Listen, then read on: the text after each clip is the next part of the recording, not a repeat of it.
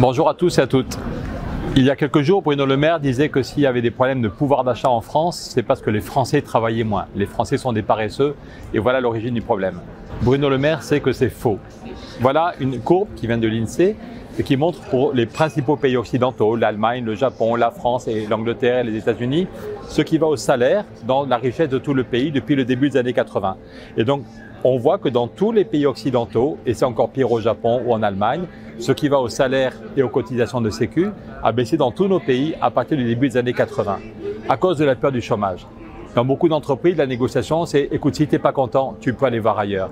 Et il y en a plein parmi nous qui n'ont pas eu d'augmentation depuis 5 ans ou 10 ans, mais qui continuent à faire leur travail, et parfois en travaillant plus, au risque du burn-out, parce qu'il vaut mieux garder son job. Effectivement, quand il y a 3 millions de chômeurs, la négociation sur les salaires est tirée vers en bas. Et Bruno Le Maire le sait d'autant mieux que quand il était ministre de Nicolas Sarkozy, Sarkozy avait fait des grandes déclarations pour dire qu'il voulait un partage plus équitable de la richesse. Il avait dit qu'il voulait 3 tiers. 1 tiers pour les actionnaires, 1 tiers pour l'investissement, 1 tiers pour les salariés.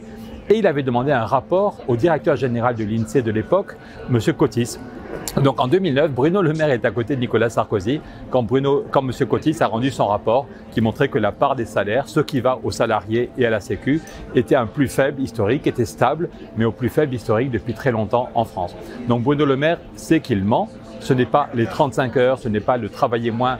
C'est étonnant quand même qu'une loi qui a été votée en 1999 en France a eu un effet 20 ans plus tôt au Japon ou en Allemagne. Ça n'est pas sérieux.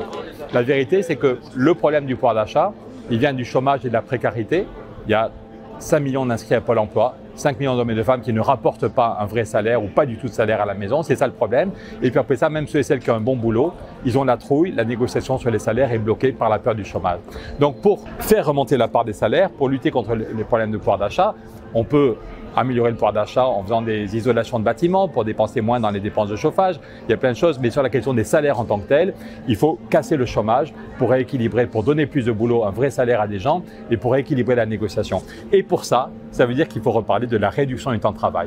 Il y a plein de pays d'Europe où les syndicats relancent l'idée de la semaine de 4 jours en disant d'où vient le chômage qui plombe la négociation sur les salaires.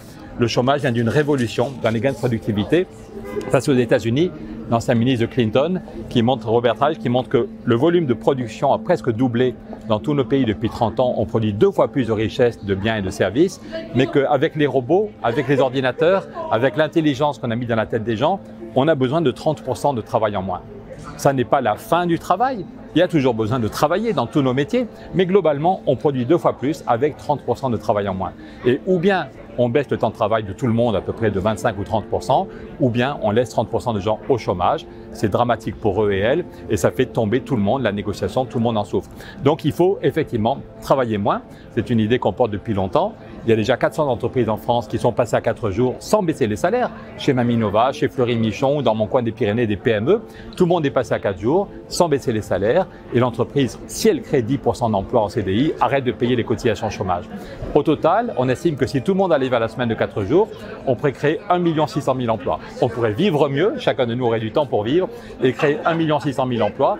Et si on crée 1 600 000 emplois, la négociation sur les salaires sera beaucoup plus équilibrée. Donc non, Bruno Le Maire, on arrête les mensonges. Ce n'est pas la baisse du temps de travail qui a plombé la négociation sur les salaires. C'est au contraire parce que pour le moment, on n'a pas assez baissé le temps de travail. La durée réelle en France est à 39 heures aujourd'hui. Pour quelqu'un à temps plein, la durée réelle est à 39 heures. Donc plus que jamais, il faut relancer ce débat. Et c'est ni Zemmour, ni Le Pen, ni Macron qui le feront. Donc il faut qu'on se rassemble. Parce que si on a 5 candidats qui se divisent face à Emmanuel Macron, on sait que ce sera fichu et qu'en avril prochain, ce sera dramatique. Et c'est maintenant que ça se joue pour se rassembler autour de ce genre de grands projets de réforme fondamentale. On est déjà 150 000 à avoir signé sur le site de la Primaire Populaire pour dire qu'on veut ce rassemblement. Si vous ne l'avez pas encore fait, prenez 1 minute. Ça vous prendra qu'1 minute, mais ça peut changer votre vie pour les 5 ans qui viennent. Et si on profite tous des 4 jours, on aura tous une nouvelle qualité de vie et une nouvelle dynamique sur les salaires.